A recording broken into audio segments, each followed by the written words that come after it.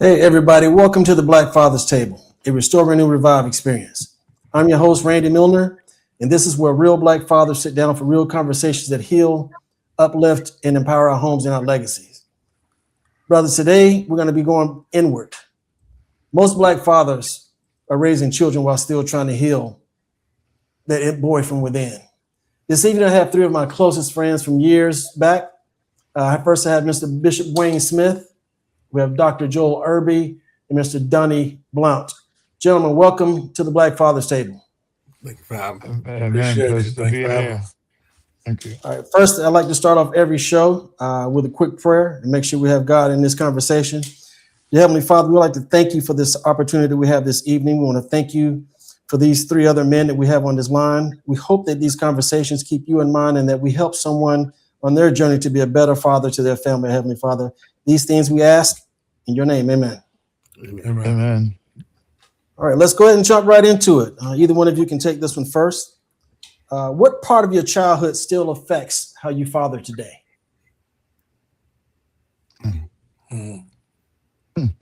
Everybody said, But I tell you what, I'll go ahead and give it a start then, since everybody's figuring out what they're gonna, how they're gonna answer this question.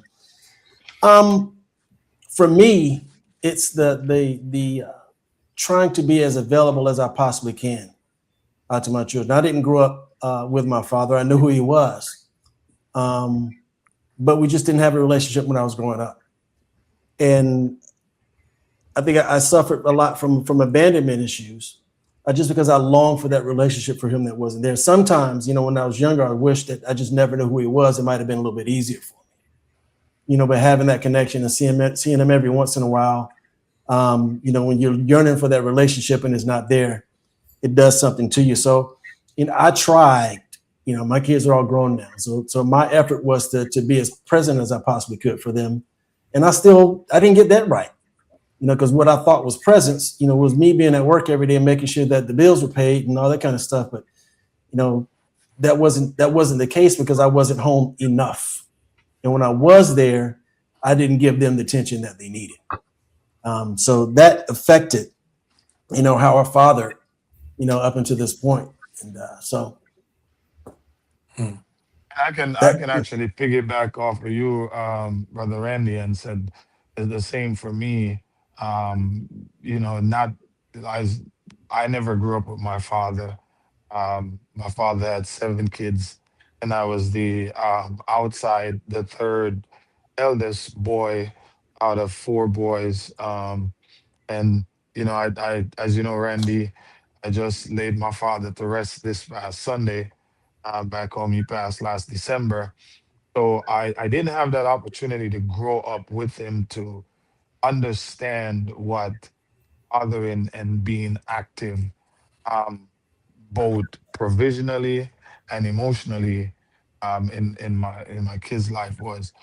So I started out young. My first child, which is my eldest son. I have 2 kids, a son and a daughter. Had him when I was 21. So just knowing how to balance um, presence versus provision was very challenging because, as you said, we thought that provision was being present. As long as I provide for you, as long as I bring food and shelter and drop you here and there, as long as I'm doing all of that, I'm fathering. But missing that presence piece, that emotional piece where you're present in their lives. So even when I started ministry, that to this day I'm still trying to recover from learning how to be present in their lives versus just a provider. You going down? You good? Well, yeah, I can go. I mean, this it's a tough question for me, because it's like I got a lot of different reasons from my childhood that I parent the way I do. But one of the more prolific ones is that I grew up with my dad. We lived in the house together, saw him almost every day. We did not have a good relationship. What we just started having a relationship like since I've been an adult. From I want to say from the time I was probably like 12 until I went away to the Navy. We just I don't even understand how to describe this, but it's like you have a person in your life that you look to, that you're supposed to look to, that's supposed to love you, and he was always like my hero. And then it's just like one day I woke up and it was like he hated me or something. So um I chose to just love on my children, like just love on them so much, and just ensure to them that no matter what, and our relationship has been rocky because of how I was when I was younger, my own self, but I always try my best to ensure to them that I'm here. I'm here with you. I'm here for you. I never really was that much of a of a earner, as in the traditional fashion. So like my outlook on that was a little bit different. I just really wanted to just I think I did what my mother did. Like I just wrapped my arms around all my babies and just loved them because of what. And it still bothers me today that time that me and my dad, that we just wasn't connected. Mm. Yeah, I say for me, man, it's kind of a double, triple fold. In one sense, I was adopted, so you guys probably didn't even know that, but yeah, I was adopted, and so and you're talking about the abandonment issue that started from birth, right? And then my mom was married to my adopted dad, um, and he was present in my life, I would say, up until the age of 6. But during that time, he was very abusive, verbally and physically, to my mother. Um, and so I saw a lot of that. I saw a lot of violence very early on. Um, so that definitely, in my mind at that time was just I hated him, right? I revered my mother because of who she was and how strong she was. Being an educator herself, going out and trying to do the best that she could to provide in the best way she could and give me anything that I wanted at the time, especially as an only child. And, the fact that she was trying to find a way to connect too, as an adoptive person. So, as an adoptive parent, sometimes they go through, um, their own connectivity issues because you're not blood, you're not DNA. And so they have to find ways within how they operate with you in order to figure out, like, this is my connection to you. So we did a lot of that, but, um, how I parent my kids now is really, you know, intentional in terms of making sure that they know that they're loved. And that's not hard for me because all of my kids are my first blood relatives that I've ever met. That's deep. So that in and of itself is a very deep and personal connection that I've never had growing up. I've recently found other blood relatives, a couple of brothers. I got 6 brothers that I found out, but I've met 2 of them and connect with 2 of them on a decent basis. But, I didn't find that out until I was 46, 47.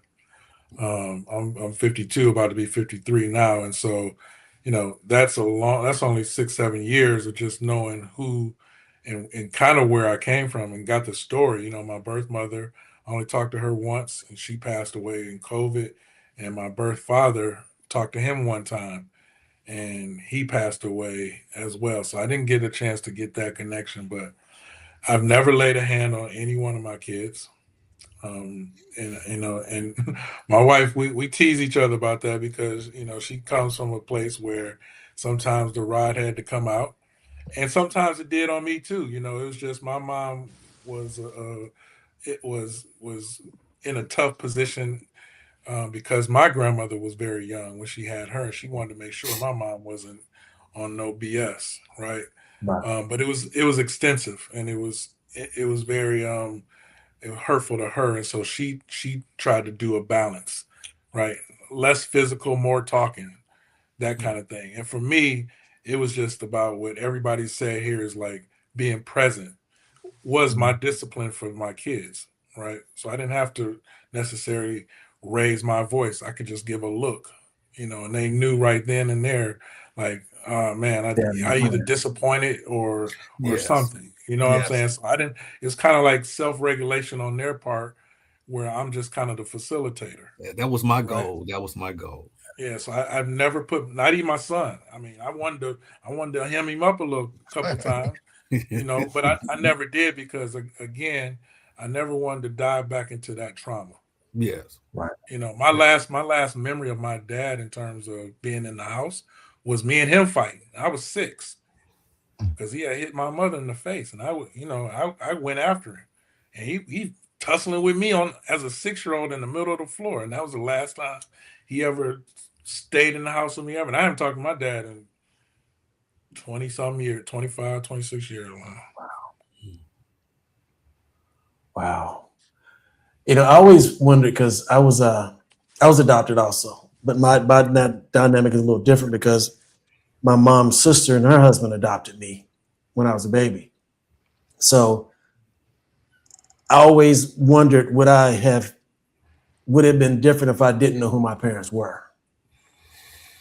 Because I've always had a close relationship with my mother. Um, but I've always, obviously, and I was close with my aunt who raised me and her husband. That's where I got the work ethic from because all he did was work. The man worked 2 hours a day, 2 jobs a day, every day. He came home long enough to sleep and to eat, and he was back out.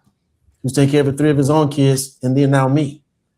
Um, so that's where I got that from. But also that my mentality was just to go back to that. I just wanted to be as much as possibly could, and I ended up missing that mark.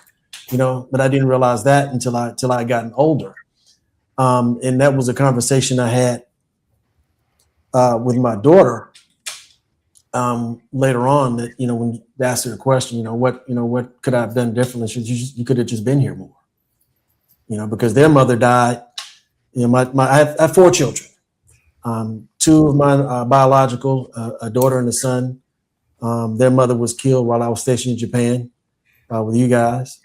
And then I have my wife. So I had 2 bonus children, and my wife had 2. And they can tell their own story, but neither one of their fathers were in their life. Period.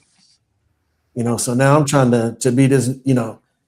Just figuring out that I needed to be a better dad to my own children, but now I have 2 other children that I have to try to pour into, from a cup that wasn't full of mine either. You know what I'm saying? It's hard to try to pour some stuff out, from an empty cup, which brings me to this next question. For me, which was, when did you realize that you needed healing? And I'll lead with that one because for me it was I went on a mission trip. This is how I met Bishop.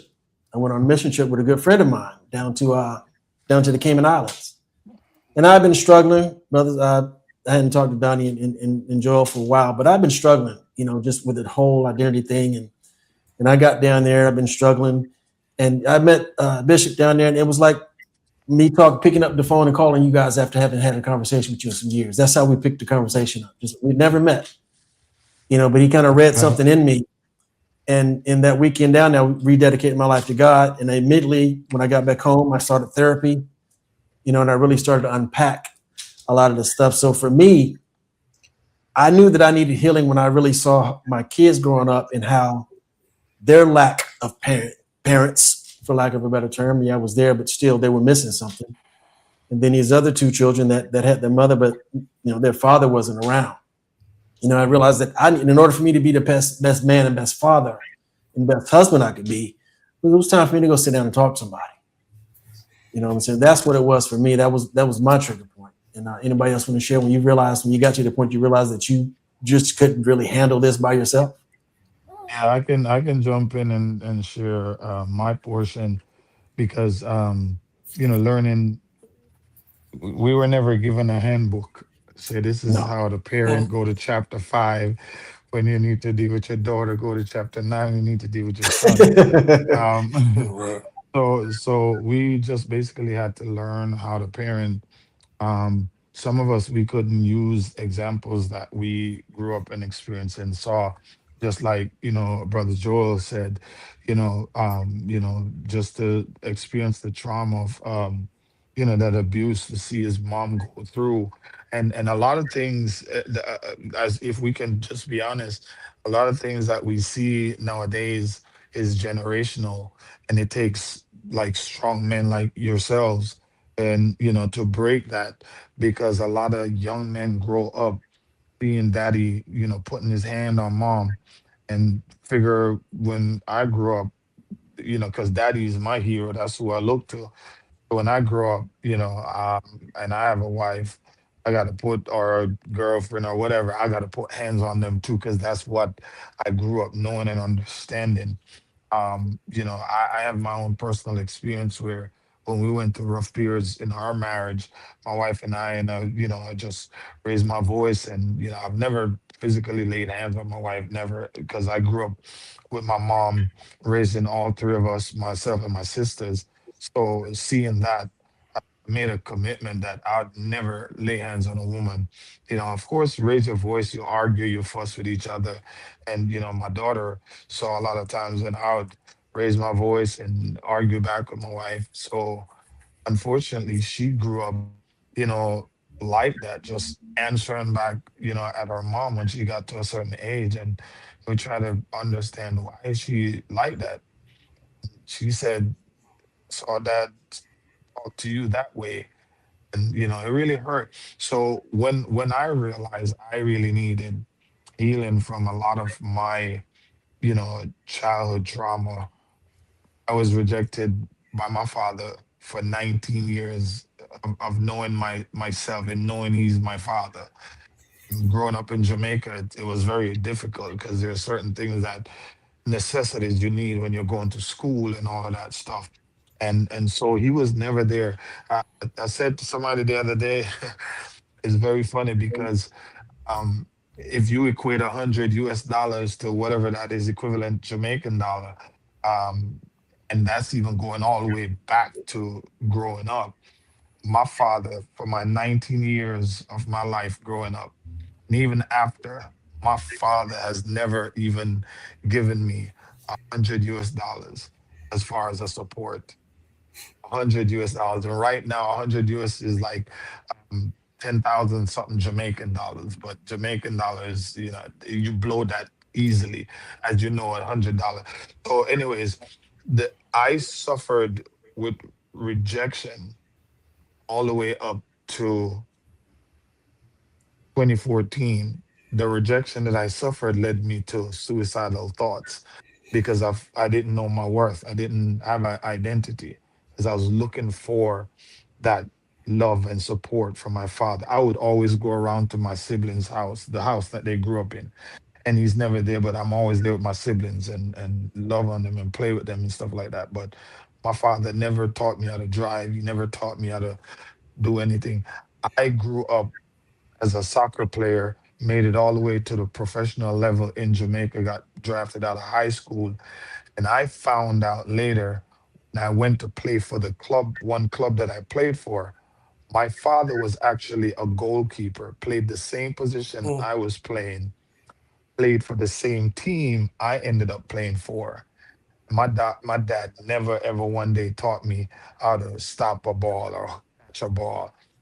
So being rejected for 19 years of my life, age 13, I almost committed suicide. I almost jumped off a bridge. I mean, Randy knows my story. I wrote a book, I survived, and so can you survive in the spirit of, rejection, suicide, and, spiritual abortion. So it was when I started having these suicidal thoughts and traits. First time I was 13, almost jumped off a bridge. Married now, living in Lithonia, locked myself in a room, put a pillow over my head, put a gun to my head, and my daughter came knocking on the door and said she loved me and she want to be in the room with me. And I heard the voice of God on the bridge. And the same voice I heard on the bridge came through my daughter when she said, I love you. And then Mm.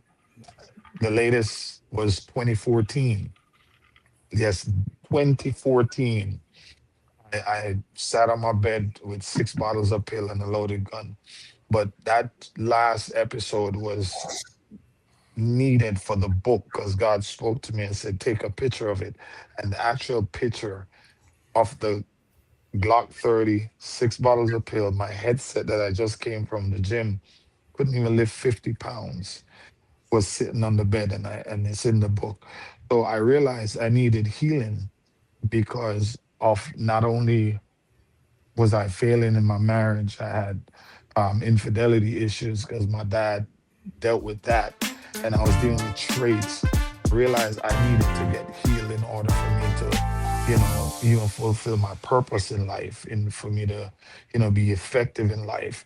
So it was after those suicidal traits I really realized that I need to get healed. I eventually, went back to Jamaica, saw my dad, forgave him, let him know, I love him. And, I could only do that after I found Christ. Because when I tell you I was hurting real bad, I was traumatized by rejection, So that's when I knew I needed healing for those suicidal traits.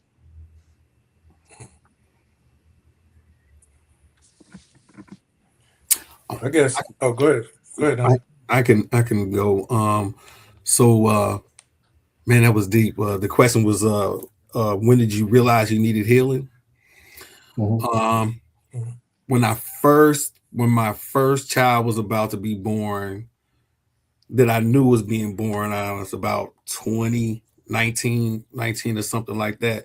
And I was so afraid to be a parent Mhm. because of my upbringing, my childhood.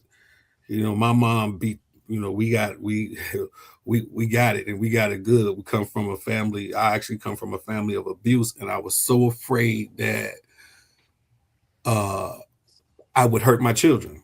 I never wanted to Mm. have kids because I was afraid that, because I had a temper and I was an angry teenager, I was an angry adult, and I was just so afraid that if I had children, I would do what my mother did or what I saw being done to my cousins and stuff, and probably even worse because I had such a temper. But once they got here, like I figured out, like, no, I'm not nothing. I don't, I'm not that. I'm not that.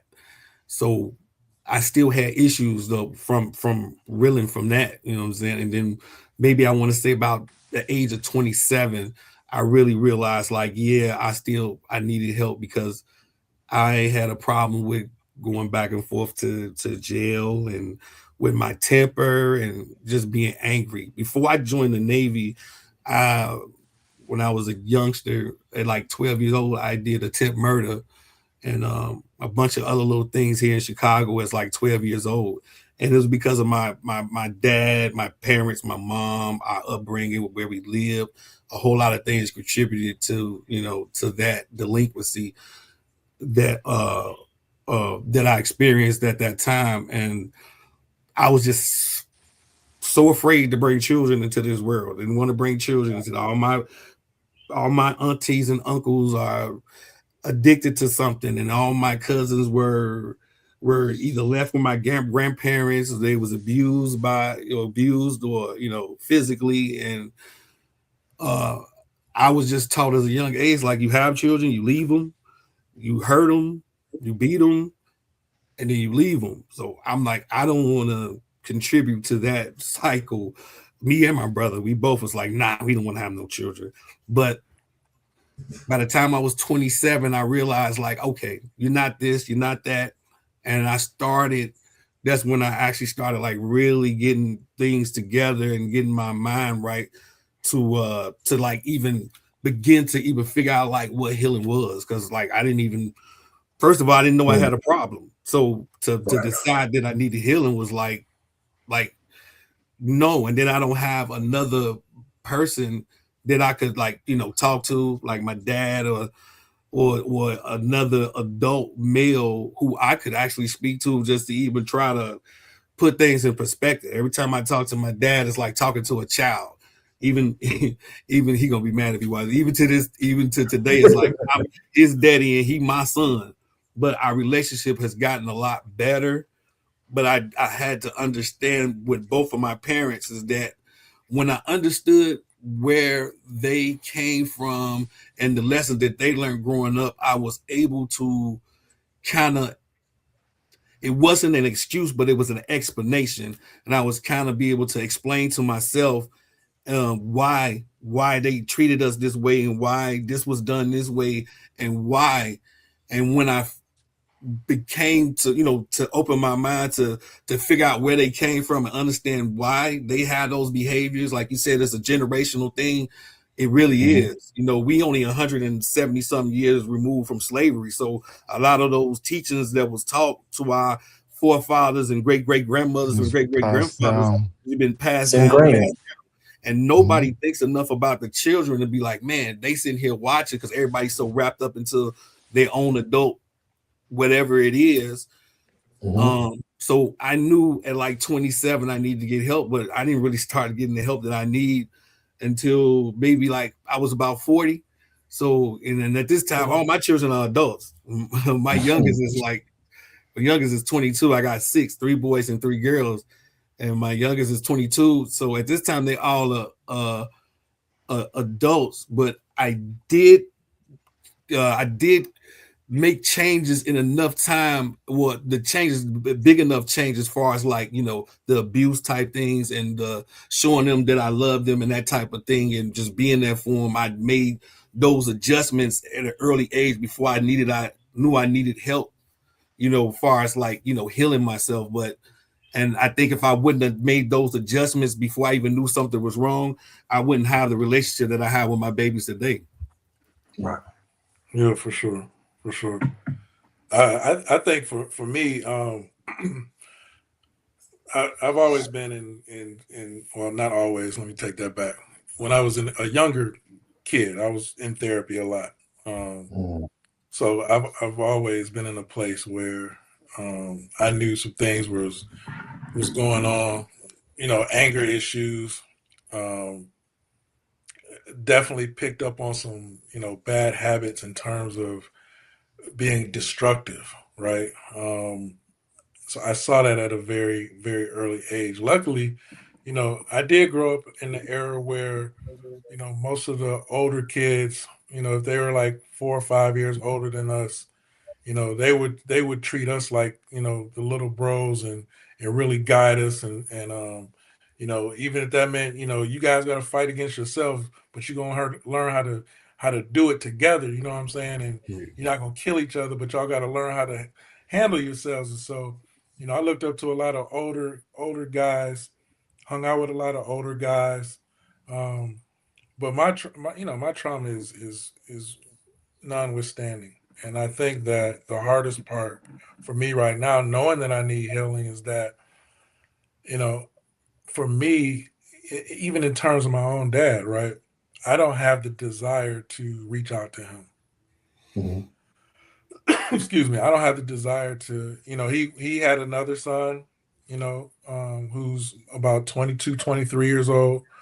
I've met him once, but I've never had a relationship. In my mind, my healing to me is that he created another family where he could get it right, Mm. and so he didn't get it right with me, but with his other son, my brother, my brother, um, he got it right.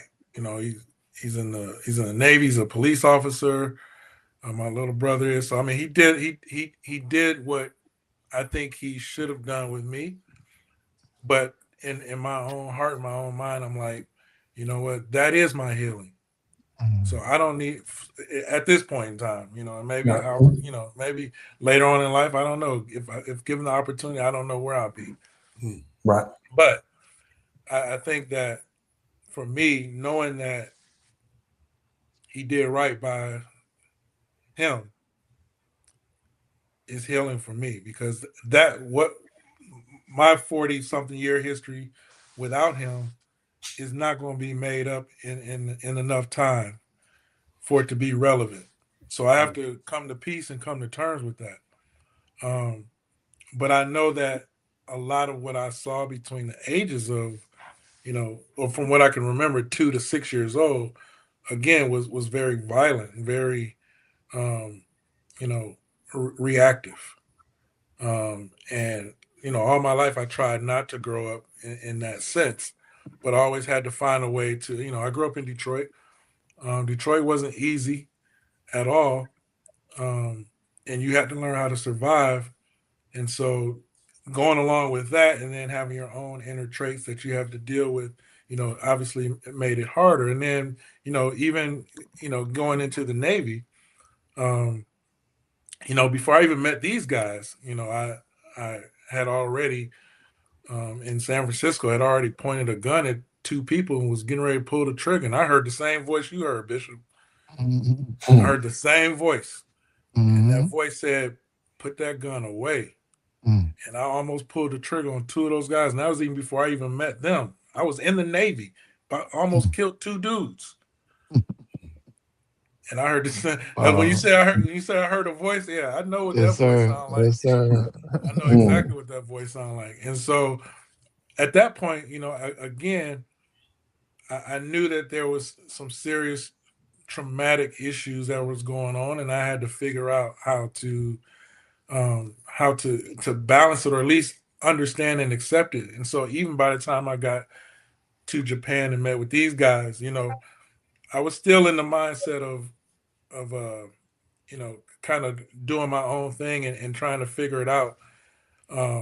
But because we had a group of guys who took care of each other, and no matter what, at all costs, without hesitation, you know, we grew a bond. We grew a bond that was father like.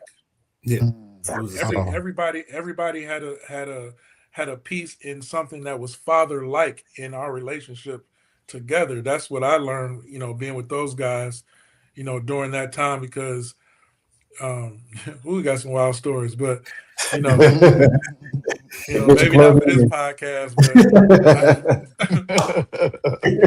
but I, We gonna have but to what I'm we gonna ultimately have what to I'm hear saying those is wild stories later on. ultimately what I'm ultimately what I'm saying is that I think all of us, at some point have been searching for what that father type really is.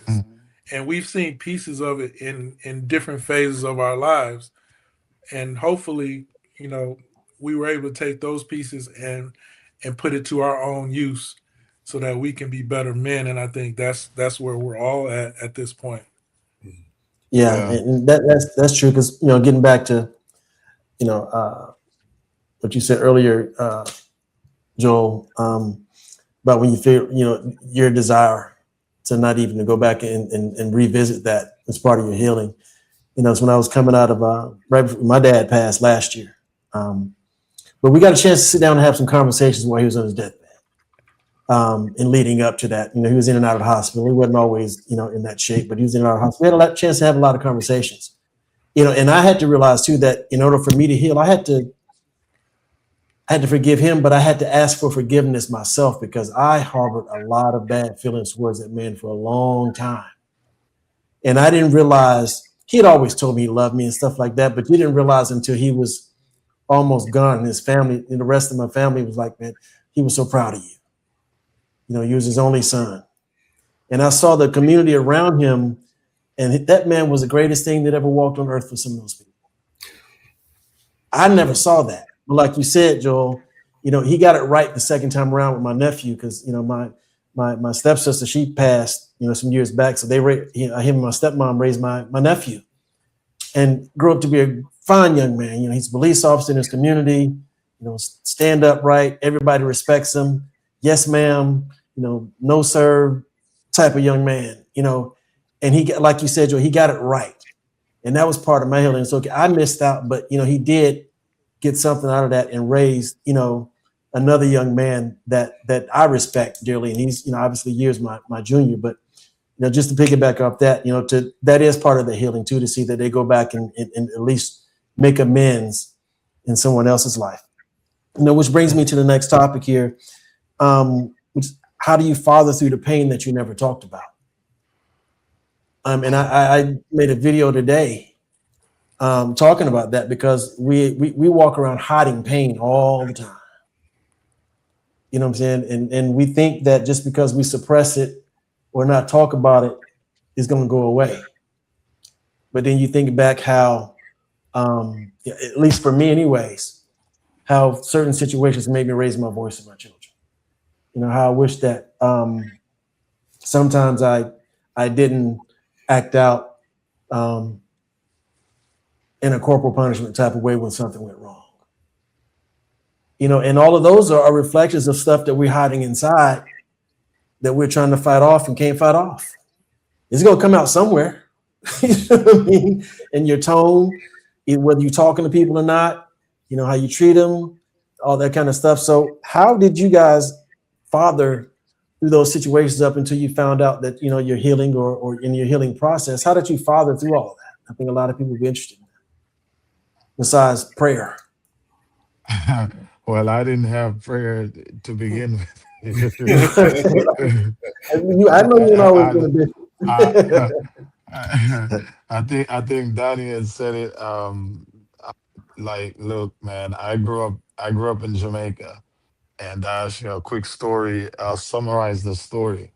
Just put it like this: it's five of us here. Well, yeah, four of us here tonight, and it was about four of us as boys, my boys that I grew up with, my best friends, and their mother, like you, Randy, Donnie, Joe, your mothers are like strict. They pull that belt out in a heartbeat. My mother is more tolerant, and it was the night before Christmas in Jamaica. We call that Grand Market night, where everybody goes out and shop and a lot of party and whatever. But the city I grew up in is called Spanish Town. It's a very violent city. My community that I grew up in, De La Vega City, is more even violent. They like we open our doors and go outside and like, well, Donnie, you can attest, Chicago boy, and enjoy. I mean, I hear stuff about Detroit too, but it's like that. So we went up into the city, and man, on our way back, like all of their big brothers met us on the way, and they were like, "Randy, man, you in trouble. Your mama gonna whoop you. Donnie, boy, I feel sorry for you." So all of them had big brothers. I didn't have a big brother. Well, like I said, my mom had three of us. It was me and my two sisters, and that's who I grew up with. And it got to everybody, and I was like, "Well, what about me?" They're like, "Oh, Wayne, you good?" Ain't your mom ain't said nothing, boy. When I got home, Joel, your mom, you got to your house first. Your mom, Joel, don't go to do it again. Donnie, don't do it again. Randy, you had to pass my house to get to your house, bro. My mama was standing at the gate, and I was like, "Hey, mom." Bro, my mom pulled out the garden stick out the little garden thing that we had, and she whooped my behind with it till it broke to pieces. Then when it broke, she got the hose. She took the hose and she whooped me with that hose. So I grew up around that kind of strict parenting. My grandmother whooped me with a tape measure that she used. She was a tailor. I sat down and some grown men were talking, and I said something, and they say, "Shut up, little boy! You don't see big men talking." I whispered under my breath, "Man, big men are batty man," because in Jamaica we say all kind of stuff. My grandmother heard me and whooped me with that inch measure. So I learned that those were like the ways to discipline, and I, man, I had some horrible experiences because I didn't get healed or I didn't know how to father. We talk about it, recently. My daughter, she was to go shower, and I told her, get up, go shower because it's time to go to school. And she was crying and answering back, and, "Oh, I want to shower."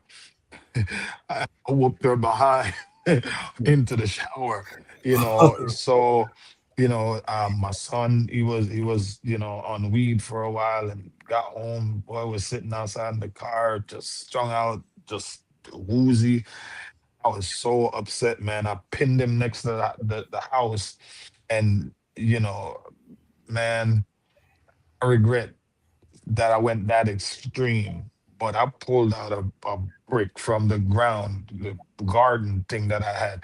I guess I had flashback of my mother, and I was like trying to get to him, like, you never see me smoke weed, you never see me do these kind of stuff. Why are you doing it? And so these things, even to this day, sometimes when they think back, they saw that side of me, and I had to realize, can't do that. I can't deal with them. I can't discipline them the way I grew up traditionally in Jamaica.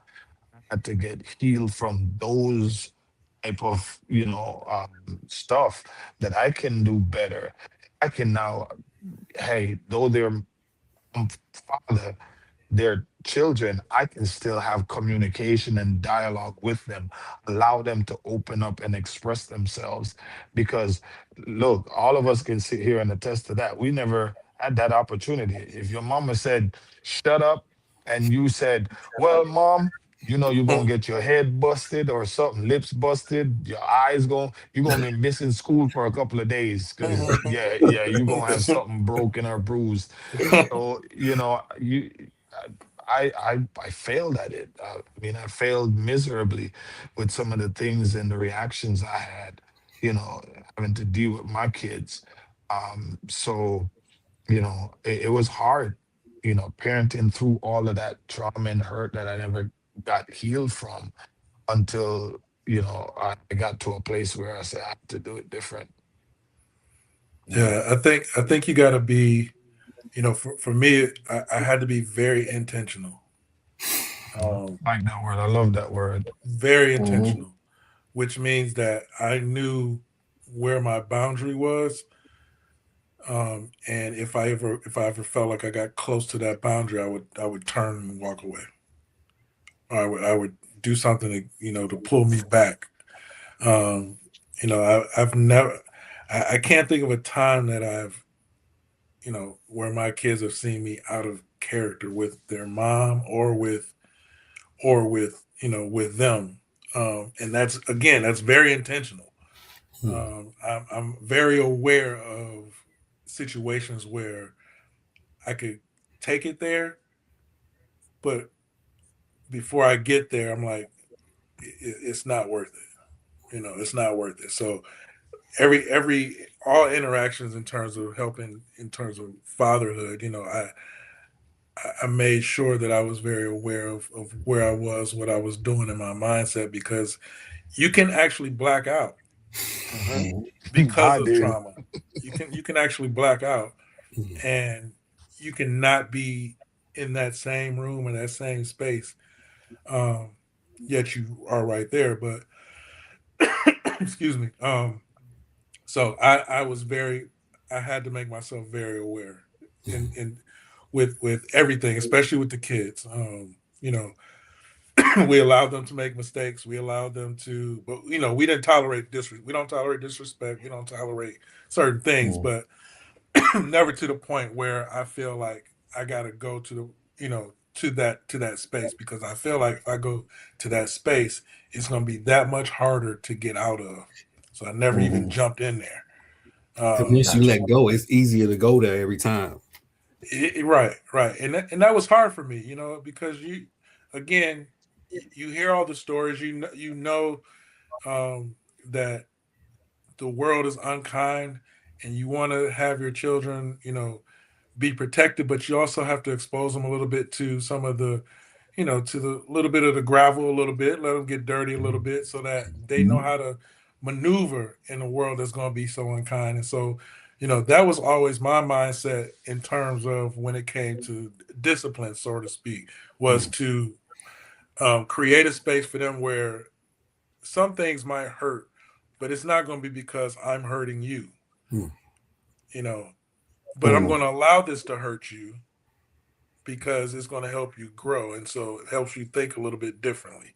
So mhm, they never really had to think that if they did something wrong, or if they screwed up really bad, that I was going to come, my next interaction with them was going to be, you know, a hand on them, you mhm, know.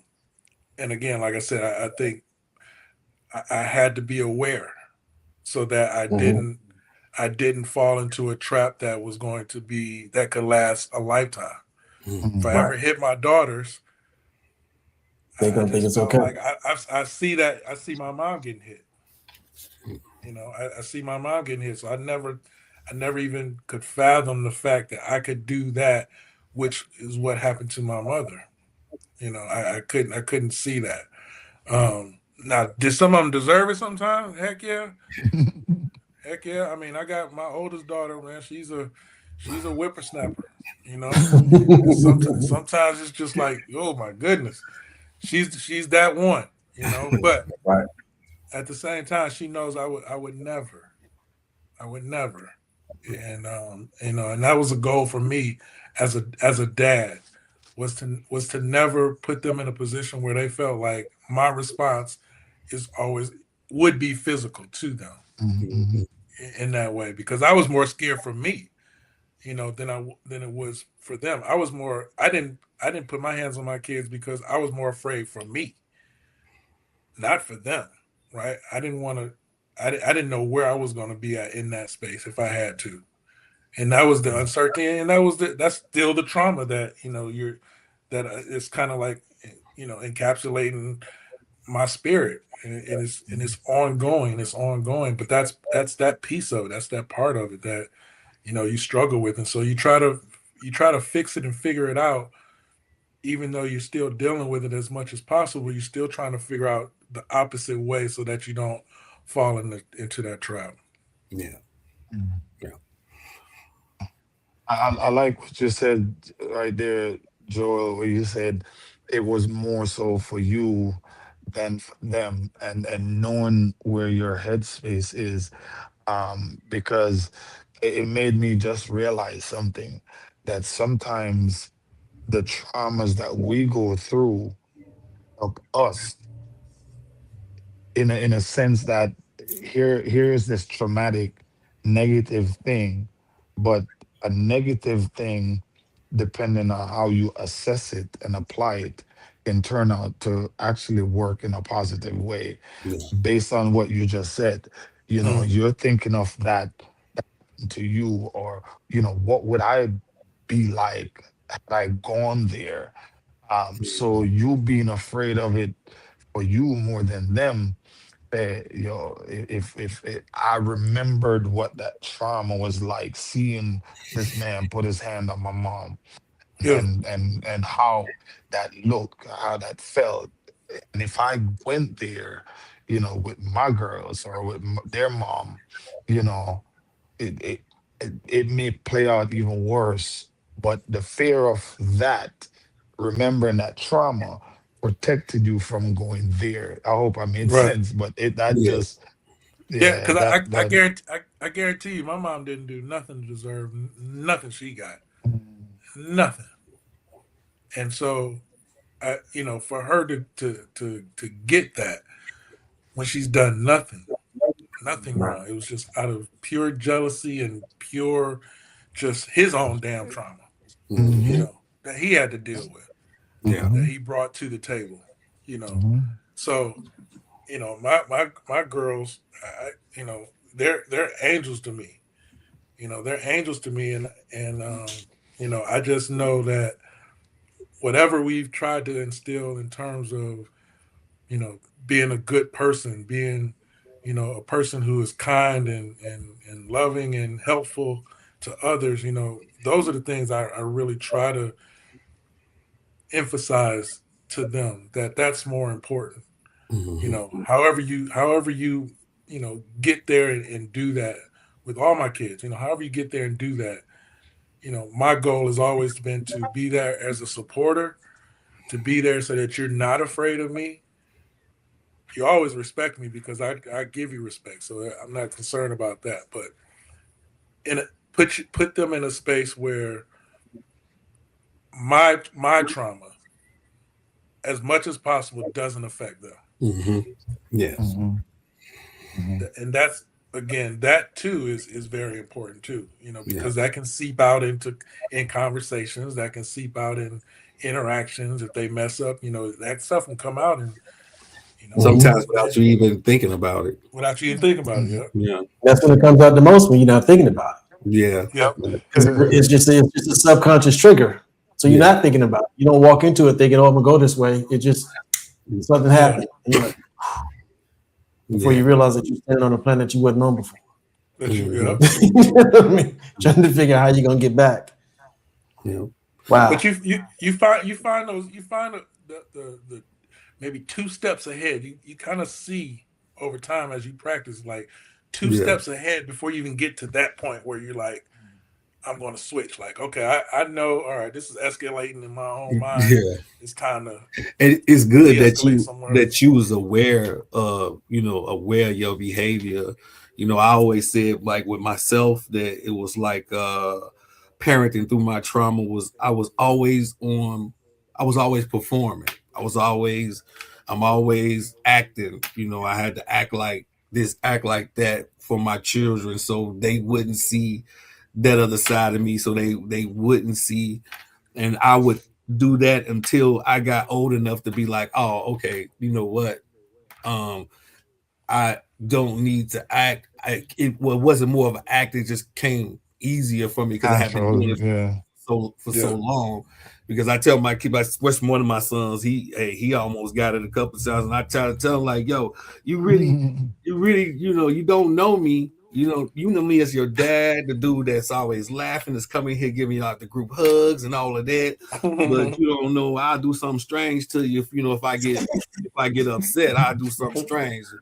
And I never wanted to ever get to that space. I only been there like probably once with my middle son and my youngest son. They act like they wanted to jump me or something, but that's a whole other thing.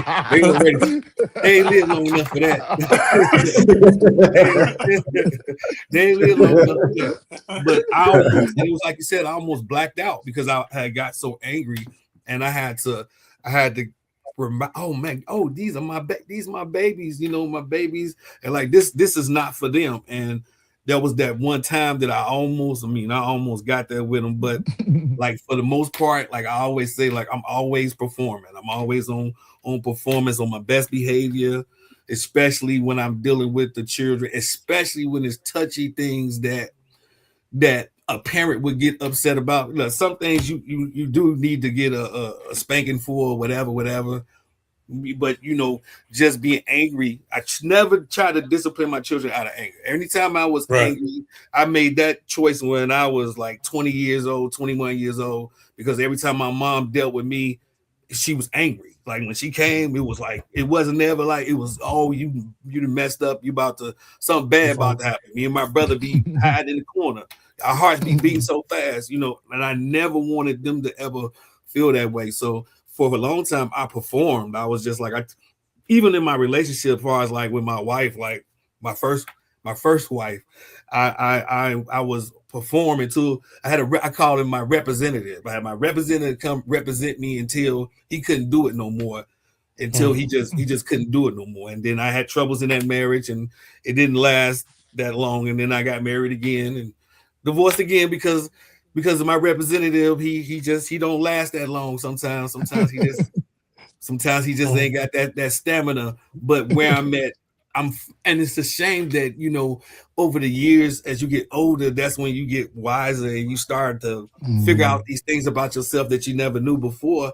And it's almost a shame that it comes so kind of late in life, because you get to thinking about, like, oh, if I would have did this one, if I would have did that. I try not to have regrets, because everything that I've done make me to the man that I am today. So I try to accept the good and the bad all together and hold myself accountable for things that didn't go wrong or right. Like, however, my fault, who fault, whatever. I don't try to really blame. I just try to, like, long as my part, whatever my part was in it, whatever my part, because I can't answer for another person's part, whether they do or don't. Yeah. So yeah, I was a performer for like a long time. I probably could have been in movies, yo. You performed until it became natural. Yeah. You performed until it became natural. This has been great, guys. I wish we could go longer. These are the kind of conversations that I love to have. I know. I said I was going to jump off, but y'all got me, man. That's why I was trying to watch the clock. I was like, Bishop got to go. But I thank y'all for your time and for your transparency. like I said, these are conversations that we need to be having as Black men to share. That we're not alone as we walk through some of these traumas, and that we can support each other through them. And I think we'll be in a lot better situation, a lot better place as families and as communities. Once we can put us as Black men back where we're supposed to be with our families. And Randy, I that's know very, you're very the important. Go I ahead, know Bishop. you're I'm the sorry. host, but no, I was gonna say I know you're the host, but if you'll permit me, I need to ask all three of you a question, and you can answer it in however way you want it, Okay. or who goes first. But I know y'all bond and relationship was established through meeting each other and based in Japan, and you built that relationship. Being that you guys are in the military, I've heard things, and I know, I've seen a lot of military persons, the discipline and the order and the structure, that they flow and operate in. So my question is, experiencing that process of, serving or being in the military and the discipline that comes with it, did you find yourselves, trying to use that or implement that in you all's being a father? No, I didn't. So, No, I most certainly. I'm not gonna lie. When I got out the military, it was like I wasn't even like I never even joined. Like I never talked about it. I don't talk about it with I actually don't really talk about it with people outside of the people that I was in the military with. And like I said, like a lot of the bonds that I have from the military and a lot of the behaviors that I did pick up is from those guys, those group of friends that I had, but not so much of the military. They couldn't take the Chicago up out of me, so I still been me ever since. Like I couldn't get it up out. They tried. yeah, I was They just can about to take you say out of like, Chicago, but they can't take the Chicago out of you. No, they couldn't do it. They couldn't do it. yeah, I was a little rebellious, man. I kind of was on my own timing, but like I said earlier, though, I think that at that time, I definitely needed those brothers to help me get through. You know what I'm saying? Because Me too. I didn't I came out of I was out of college. I came from college to the Navy. I had already Oh, done college a little bit, a couple of oh, years. really? Yeah, Yeah, I, and then I, I I, I graduated. I yeah graduated high school. I graduated high school at 16. So I joined the uh, Navy as soon as I turned 17. And yeah I had already did college a couple of years, and I had got into it with my mom. This is crazy, but had got into it with my mom real heavy, and was like, I'm about to do my own thing, and just real quick. I was like on some real quick stuff, that's what and my brother it was did. just like I see that. So here, and I hate to. I know you got to close out, but No. that I was on Bishop Town. We can keep. Let's go. no, this is where I'm talking about. So me and my mom got into it heavy, like over some nonsense, right? Mhm. But I was so angry. I was so mad, so angry that I joined the Navy. That's what my brother did. My little brother did That's that. and when I got in there, oh my God, it was just like, what are you doing? And he You, he called her I, crying to get him out. She had to write a letter, got him a heart chip. He got out like 9 months after he joined. look, I didn't like people in my face. Me I didn't neither. like, I didn't like none. I didn't like. I wasn't on that type of time. That wasn't my type of time. You know what I'm saying? And Yeah. again, I'm 19, 20. We coming off the mid 80s. Like it's like we ain't. What you doing? Right. So it took a while for me to adjust. But once we got with these brothers, man, and that was probably the most fun time. Yeah. You know, That's ever. once I got with y'all, that's when I got my act together. Because before then, Yeah. I was trying to find any way to get up out that boy. I'm telling you, I, yeah. I did not have fun. Especially a lot of the things that I wasn't equipped with dealing with racial stuff like Yeah. that. I'm from Chicago, so where I come from, like a lot of things, a lot of people, or certain things, we just don't get a chance to interact with because I live in the inner city, and Yeah. I was used to people yelling because that's how my mom and them talk. So that was hilarious to me because I didn't realize that it was people in the world who parents didn't yell at them, who parents didn't hit them. So when they was yelling and some people started crying and they was like older than me, I was having a ball. I was like, oh my God, like this is so much fun. But I got in trouble all through boot camp. I had to do MTU ×3. I got into fights in boot camp. Like before I even made, I don't even know how I got out of boot camp. I thank God that I did because my mom and dad, they sent me there. And even though I didn't want to get with the program, it takes care of me now. I'm glad I got the benefit that my mom was looking for me to get out of it, and I was able to use it for what I was able to use it for. But man, they had me down there push-ups, gangster from Chicago, gangster from Chicago, gangster from Chicago, gangster from Chicago. And I'm like, man, I want to go, I want to go home. And then when I met y'all, and even though I got to Japan and I seen all this stuff, I still wasn't convinced. And then when I met y'all, and I was like, oh, I got a group of friends now, and then everybody just kind of like embraced me. And then I was like, all right, I stopped making sure my uniform was tight, started showing up to muster, and kind of like got into my job, became a team leader, and got qualified to do stuff around the ship. And but it was after those, those relationships that I forged, especially, slow mo, said that's my pastor friend out in Arkansas, Bishop, that Demi and I went out to see a few months ago. Yeah. Okay. He most definitely wrapped his arm around me. Most definitely did, especially by me being like so young, because I was only like 17. Everybody else was already like 20 something, and like, I was a little baby. I had everybody buying my drinks for me in the A club. For me, I didn't. Because I'm like Joel. I mean, I just left the AU Center, and I wasn't ready to go to college because I had no structure. I had no men telling me what I need to be doing. My dad wasn't around. The only other gentleman outside of my uncle that my adopted father, my uncle, was one of my mother's brothers, and he was an alcoholic. And I didn't play a lot of sports, so I didn't have any coaches pouring into me. So when I left high school and went to Morris Brown, I got up there and lost my mind. So the Marine Corps pretty much, I would probably say, saved me, because I was gonna flunk out of school without a doubt. Down in off of MLK was nothing but trouble down there, and I was finding it. So going to the Marine Corps, a lot of stuff happened while I was in the Marine Corps. But when I got to Japan and met these guys,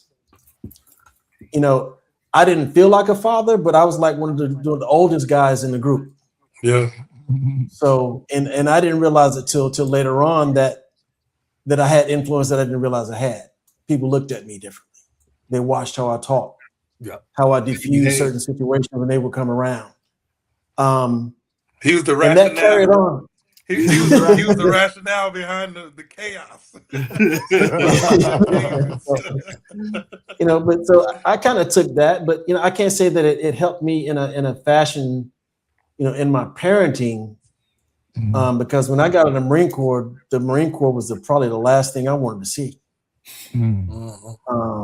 I just had to come out, get out, and my kid's mom had just got killed. So when I left Japan, I came home and I got out, because I wasn't going to be able to re-enlist and be able to have my kids. I was going to have to be on the ship again, and there was no way possible I was going to be able to. I would have to have someone else raise my kids, and that was one of the things that I realized that wasn't going to happen. It was probably one of the scariest things I ever done in my life. Was to come home and take care of two children. Got married to a woman I shouldn't have gotten married to. We didn't last, but it's not her fault because I put her in a situation that she should have never been into. For a long time, I held grudges against her. Y'all know my ex-wife. But she should have never been put in that situation, and that's on me. And but no, I can't say that the military, affected how I parent, outside of the fact that I met my children's mother in the Marine Corps. And so I hold a lot of fond memories of it, but I don't it wasn't, it wasn't that. When I got out. Right, right, It's right, just, right. it's And I part asked of a the journey that question. I've been on. Yeah, I asked the Sorry. question because I've seen a lot of military kids that in a sense the way how their parents raised them was kind of like that stern discipline structure from the military. But it's good to hear another side that listen, you guys didn't use that, because sometimes it can be a good and a bad, you know what I mean, Yeah. because you're Mhm. taking what you experienced, what you went through, what you endured, and you're now using it to raise your kids. And sometimes they don't want military dad. They want dad. They want Yeah. dad. Right. So it's Most, good to understand, the It other probably would have been perspective. different though if I had if I raised my kids while I was in the military. Mm-hmm. That may have changed it a little bit different. You know what I'm saying? Yeah. Because then that would have been the daily life. But growing up as a civilian, my kids didn't know, they didn't experience me in the military. They saw pictures of me in the military. Yeah. So they And don't my know what that is to come home, after work and after I've had, been at the office all day or out in the field all day and having to come home and deal with family. That might be a little bit different dynamic than raising the children after yeah. we get out. But I think it seems like uh uh the time that you spent, like the time before going to the military, it seems like our experiences kind of shaped like the men we kind of became outside of the military. So I don't think the military was so profound in our life to where we took, like, maybe like making their beds up or something like that, but as far as like the other lessons that we were taught, like with being children our own selves and what we liked and what we didn't like, it seems like for all of us, it kind of shaped like our parenting style, for the most part. yeah, Mhm. most of my like intensity and discipline, so to speak, came through sports. Mm, For all my kids, all my kids play sports. I'm a big sports guy. I play sports, and so that was where my intensity came from. My son on the football field and track, and my daughter's running track and basketball and whatever else they was doing. That's where my intensity came from. That's where I got a little riled up, but it was in a safe space though. yeah. It was a space that they understood. Like, okay, this is something Dad really is passionate about. So, let me make sure that I put my all into it, and I Hmm. made sure that they had access to things that was going to help them get better athletically. So that was my way of being there as a dad, like putting them in positions to be trained and be coached by different people and lifting and those type of things, stuff that I didn't get, from obviously from my own, father, right? So that's kind of how I poured in another way, on the sports side. Because if I'd have had what my son would have had, and he had a good career as a playing, if I'd have had what he had had in terms of structure, in terms of people pouring in and just staying on you, like I probably could have taken my athletic talents and went way Yeah. further than what it went. Yeah. You know, I definitely, think about definitely stuff could like that have. all the time. I Mhm. had a scholarship to go to Southern Illinois University to play football, and my dad was like, my pops was like, he's like, nah, you ain't going. He was like, you ain't finna go down there and do the same thing down there that you do around here. And he probably about right, as I think back on myself, but he didn't give me a opportunity or even a chance to see what I could become or what I could have been. I'm sure I ended up where I belonged in the right place. I'm sure I went where I belonged. By ended up in the Navy by them sending me there. But I think about that. Yeah, If I had the same upbringing that I was able to afford to my children, and not that it's a shot at my parents, because I love my mother, I love my father, I have the utmost respect for both of them. Me and my brother, we had everything we needed growing up, and you can't really ask for much more than that. I do understand that their upbringings limited them from what they were able to not afford, but to give as far as like, emotionally and that type of stuff. So I understand that. And I think that The piggyback, not to cut you off, but the piggyback, because they only knew what they know. right, Yeah, right, yeah, right, yeah. right. Yeah, And that's I true. and I and I open my mind to understand that, and just for that, I love them just that much more. I love them just that much more because of what they was missing in their life or where people failed them in their life. So it take the it take the power from me away from me not being angry at my dad because he did this or he did that or he didn't do this or he said that or he hurt my feelings or mama beat me too much or she did this. And I understand where they come from, and it's not an excuse, but it's an explanation. And I love them just that much more. I feel like you got to love them just that much more because somebody failed them. Yeah. Mm. Mm-hmm. So true. Man, this has been So good. true. This has been good. And I want to end this, and then I'm going to say some parting words. 3 words, each one of you. Today, I am healing by 3 words. Then we're going to close out.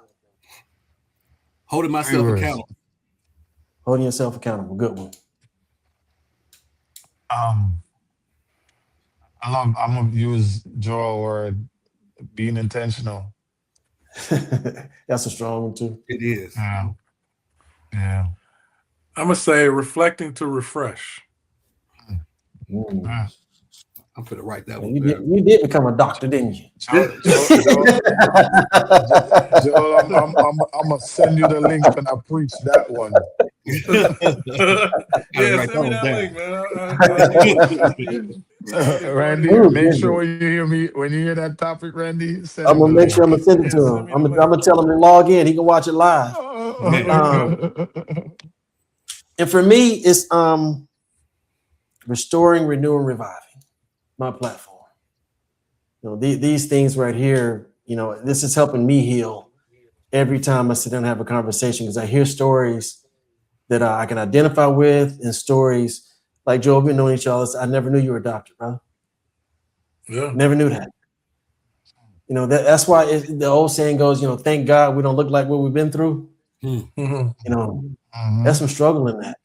People don't see it all the time. You think just because they don't see any cast or bandages that folks ain't hurting. There's some healing going on behind the skin. I want to thank y'all again, but first of all, I want to give a shout out to one of my fans, Miss LaWarna Blount. Thank you so much for the support. Donnie told me that you watch all this stuff and you watch me on TikTok and everything. Thank you for the support. I really appreciate you. She loves you. Again, brothers, thank you so much for your time. I know your time is important. And again, thank you for your transparency. It's much needed in our community. And I just want everybody to, there's a website called restorerenewrevive.net. It's a community for Black fathers to join where we share some of our stories, get some anecdotes, get some just some brotherly love, for lack of a better word, to where we can kind of heal some of this stuff together. And again, thank you for your time. If anybody got any parting words that you'd like to say before we close out. Yeah, man, I Thank just you. appreciate y'all. Thank you for the transparency, Yeah. and I thank Randy for inviting me on here. I believe tonight I gained 2 more brothers that I never had, and I appreciate y'all. Sure. Thank you for having me, Randy. Nice to meet you, Bishop. Hopefully, we get a chance to converse again. I love Yes, you, sir. Joe. I love you. Hey, I love you. For sure, my bro. For sure. Yeah, I just want to, shout out my boy Randy Milner, man, just for doing what's needed, you know, um, in the world. You know what I'm saying? Because I know it's many black men we trying to find and figure out the way. So thank you for providing the platform, Bishop. Nice meeting you, man. Love Yes, your sir. ideas, and I always take advice from a spiritual place too. So if you can drop jewels, and I'm willing to accept it. And Donnie, Yeah. my boy, man, you looking good, man. I'm proud of you, man, for real. Real Thank proud of you. I know. Yeah. I know. I'm real proud of you. So keep up the good work. All y'all brothers keep up the good work, and For sure. much love right here. Much Appreciate love. you, All right. man. I'm proud of you, Hey, yeah, Randy hold boy. on. Listen, when I Huh? met this brother here, this Oh brother gosh. was so quiet. Yeah, I'm gonna tell you a story. He was quiet. I was looking at him like, man, he got anything in him? And then the more I was around him, and the spirit I opened, I said, this man got so much locked up inside That's of him. Randy. That's Yeah. Randy. I'm telling He Yeah. you. got so much. He came on our men's retreat, man, and we didn't even have enough time for him based on what he was presenting. And when we got done with the men's retreat, I looked at him and said, man, you gotta be kidding me. You gotta get up, you gotta put your boots on, and you gotta get out there and get before, the world, because what you got inside of you, man, is needed. And I'm proud of you, brother. Proud of For Thank you. you. sure. Yeah. For sure. Again, thank y'all. If you hold on just a second, I'm going to tune off. I just want to make sure all the audio goes through. So I'm going to close this out, but y'all stay put. Thank y'all. Tune in next week. Good to see you.